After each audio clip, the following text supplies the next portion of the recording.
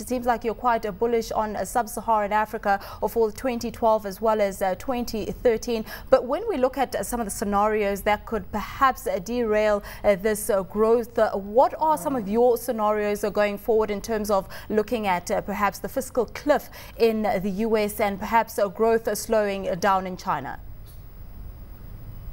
Thank you for this opportunity to talk about the regional economic outlook. We certainly do see good performance, continued good performance by Sub-Saharan Africa in the course of 2012 and 2013. Our projections are for some growth of some 5.25% in both years.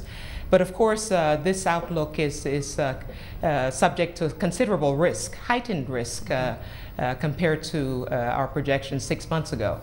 Those risks, of course, to do with the Eurozone crisis, as you say, perhaps the fiscal cliff in the United States, but also and possibly some increases in oil prices, food prices as well. And then looking homeward as to some domestic risk in the region that might be important. Some possibly to do with spending pressures in a run-up to some elections, increased security problems in the Sahel in West Africa. And so all of those are important risks that bears watching by policymakers going forward. Hi Antoinette, this is Yvette Babb. I'm from Standard Bank. I work with the Africa Research Department. If I may, well, interesting aspects of the report include the discussion of the structural transformation, or perhaps the lack thereof that we've seen on the African continent.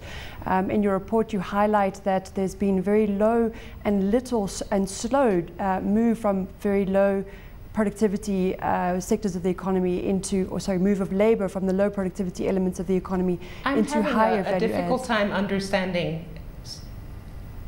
Could you speak a little louder? Sure. So with regards to the structural transformation discussion in the report, to what extent do you believe that, I mean, you're highlighting the report that has been slow and there's actually been limited evidence of structural transformation, i.e. a move from low productivity sectors of the economy into higher productivity elements of the economy.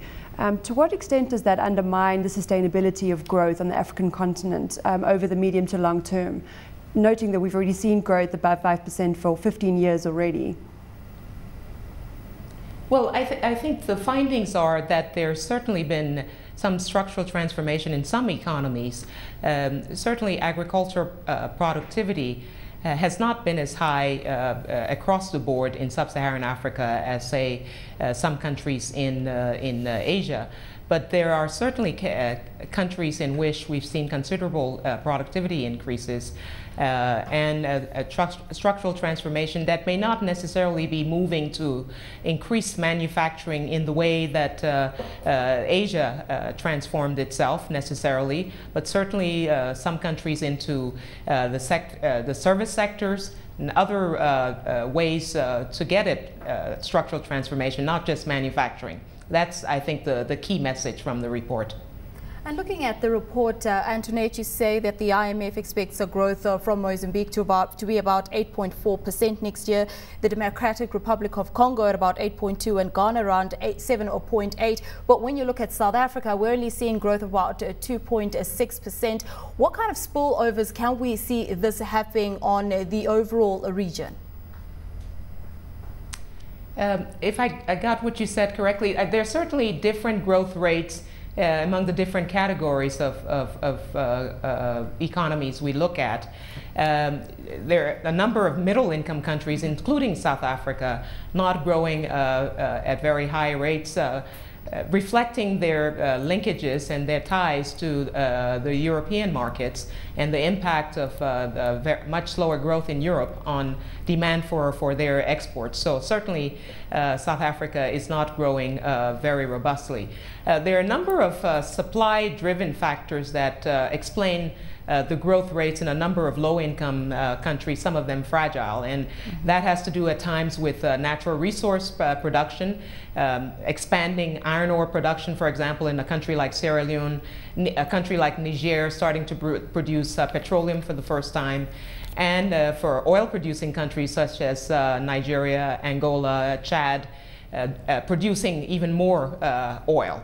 So a number of different growth rates across the region reflecting very different circumstances in different countries. Antoinette, if I may ask, the report also touched on a fairly controversial item, namely that of fuel subsidies. And obviously we saw that was very topical at the beginning of this year when they were removed in Nigeria. The report obviously outlines the inefficiencies that fuel subsidies do impose on these economies.